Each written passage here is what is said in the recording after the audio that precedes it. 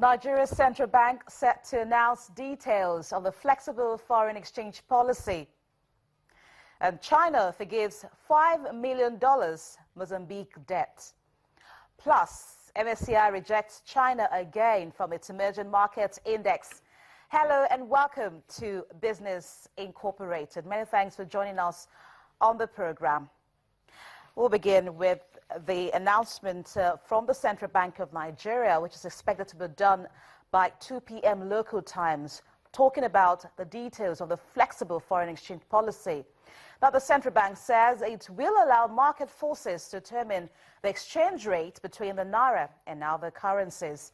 Ahead of the announcement, Chief Executive Officer of Financial Derivatives Company, Bismarck Rwani, has been speaking on markets and analysts' expectations with regards to the new policy. On our breakfast business show, Business Morning today, Mr. Rwani said the new policy will lead to a near equilibrium situation, allowing market forces to determine the exchange rate between the Naira and other currencies. We have reduced our income. Every Nigerian will reduce it. But the state governments will have the dollars they get multiplied by a higher amount, and they will get more money to meet their obligations. Public health, transportation, logistics, and all of that. These things will improve. So these are the pains that you have before the gains that will come. And so, first and foremost, from a policymaker's perspective, you've got to be patient. From a consumer perspective, you want to ensure and insist that there's transparency and honesty.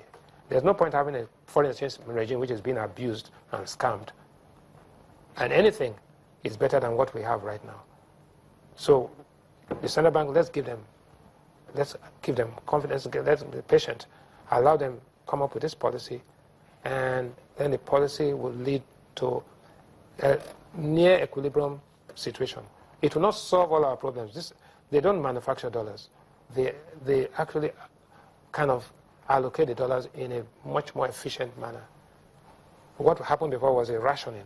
We are going to go away from rationing to a much more market-driven allocative mechanism. Bismarck Rwani, CEO of Financial Derivatives Company.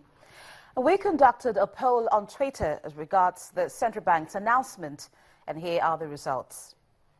Our first question was, should the central bank announce the flexible foreign exchange rate policy live on TV or issue a circular? We collected 545 votes. Percentage-wise, 60 said yes, 11 voted no, while 29% were indifferent. The second was, what do you expect from the central bank's flexible exchange rate? We collated 494 votes. 23% want easy access to Forex. 43% want improved Naira to FX rate, and 21% want a more open market, while 13% are indifferent. We'd like to thank all those who participated. And U.S. stock index provider MSCI has again delayed the inclusion of China's mainland domestic shares in its emerging markets index. Inclusion on the index would have been a major step forward for Beijing as it attempts to open up its financial markets and attract foreign capital. Regulation worries and accessibility for global investors were some of the reasons behind MSCI's decision. MSCI is world's biggest stock index provider. And to Asia, where stocks in Japan ended a 4-day losing streak and closed higher, despite shares in the US and Europe falling sharply on Tuesday, and worries over the UK's referendum on EU membership. Japan's benchmark Nikkei 225 index closed up 60.58 points. The rise came amid the Bank of Japan's 2-day policy meeting, which will finish on Thursday. In Australia, the S&P ASX 200 index finished the session down 1.1%, dragged down by commodity-related stocks.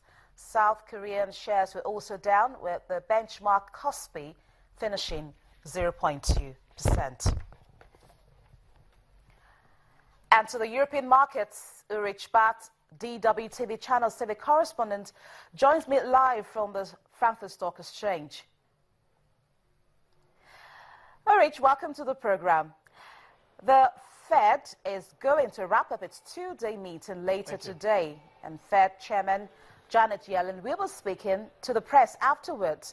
Is anyone in the market still expecting a move on rates today, or is everyone agreed that the Fed will postpone once again?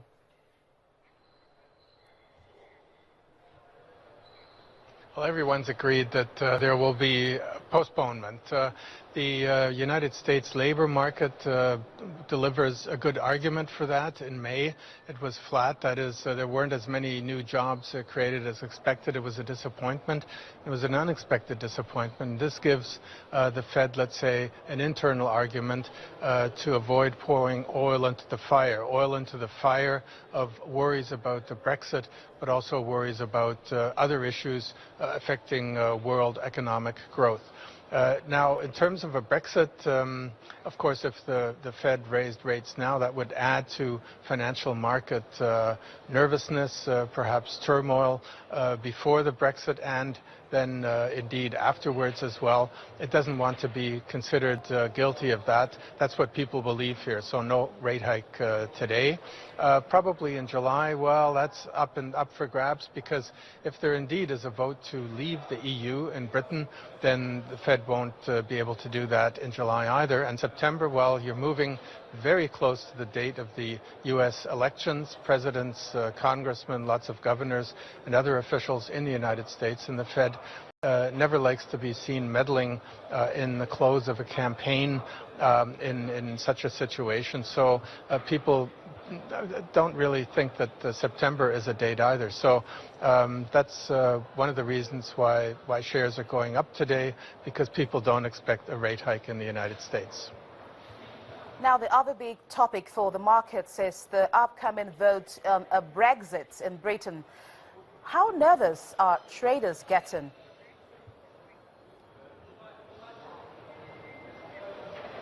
They're still super nervous, and they're getting more nervous by the day. The shares going up today, as I said, because of a brief influence from the Fed, but this a precarious influence, a precarious trend, if you will. People aren't sure whether it'll make it to the end of the day. We still have some hours of trading left. And of course, tomorrow, well, one will be busy digesting the comments of Janet Yellen, the Fed chairman, after she has finished her press conference today. So it's not a very certain trend. The Brexit still raises all sorts of issues. I talked to a trader earlier today, and he said, you know, at the moment, the worst case scenarios are being played. Nobody's really looking at the side, what if the Remain side wins? So there are still a few optimists here, but any action that's taken reflects the nervousness that there will be a Brexit. And Ulrich, before I let you go, yesterday we saw the yield for Germany's 10-year government bond drop into negative territory for the very first time. Today, there was an auction for 10-year bonds. Were investors miffed, or did they snap them up anyway?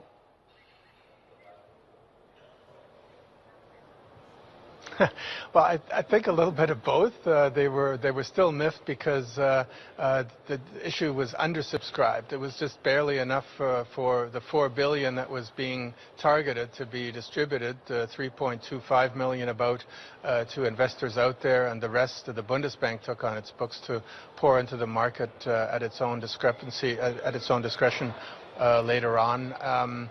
But the interest rate was in the positive at 0.01. I have to read that very carefully because you can make a mistake here. That's a positive 0.01. So that's barely positive. And people are expecting more pressure to be put on the yields as the Brexit decision comes further ahead. So this is a moment. The issuance went well, if you will. No negative yield on a 10-year bond issue in Germany yet in history, but just barely. Ulrich Bath, DWTV Channels TV correspondent, reaching us live from Frankfurt. Thank you for your time.